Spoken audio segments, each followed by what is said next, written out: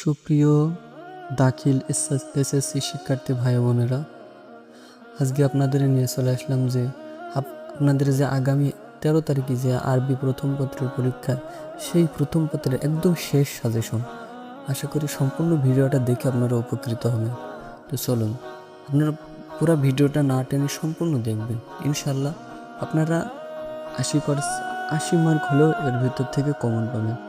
তো চলুন, 1 নম্বর হলো যে ইবাদাতুল্লাহি বিইখলাসি, অর্থাৎ আন্তরিকতার সাথে আল্লাহ তাআলার উপর উপাসনা করা, অর্থাৎ আন্তরিকতার সাথে ইবাদত করা। এরপরে হলো আল কুরআনু কিতাবুল্লাহ, কোরআন হলো আল্লাহ তাআলার কিতাব।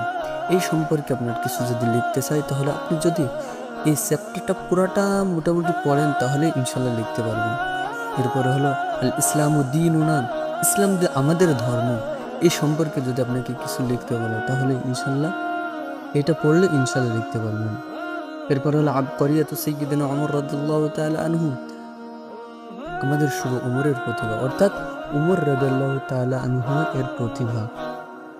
এরপরে হলো রিয়াজু হিসনিল লাল বাগ, অর্থাৎ লাল বাগ প্রদর্শন সম্পর্কে তুমি কিছু লেখো।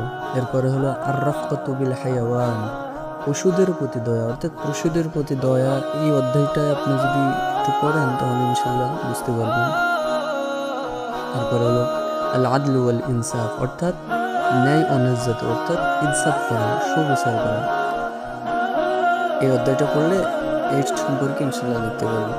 এরপরে হলো আর রিহলাতু ইলা মক্কাতিল মুনাওয়ারা, অর্থাৎ মক্কা মুনাওয়ারা সফর, সফর সম্পর্কে যদি আপনাকে কিছু লিখতে পারে, তাহলে যদি এটা পড়েন, তাহলে ইনশাল্লাহ পারবেন। এরপরে হলো আল খুলুকে হাসান, অর্থাৎ ভালো আচরণ, সৎ আচরণ সম্পর্কে কিছু লেখো। এরপর হলো দাওয়াতুল ইসলামী ফি বাংলাদেশ, অর্থাৎ বাংলাদেশে ইসলাম প্রচার সম্পর্কে কিছু লেখো।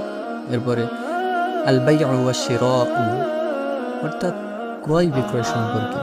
এরপর হলো আল মুসাওয়াত, অর্থাৎ সমতা, অর্থাৎ দুইজনের ভিতরে যদি কোনো দ্বন্দ্ব লেগে থাকে, তাহলে সেটাকে আপনাকে সমতা করে দেওয়া, যাতে দুইজনাই ঠিক থাকে, এটা সমতা করে দেওয়া। এরপর হলো আল ইমাম আল আজম আবু হানিফা রাহিমাহুল্লাহ তাআলা এর জীবন সম্পর্কে, অর্থাৎ ইমাম আবু হানিফা রাহিমাহুল্লাহ তাআলা এর যদি সম্পর্কে কিছু লিখতে পারে, তাহলে এখান থেকে পড়লে ইনশাআল্লাহ লিখতে পারবেন।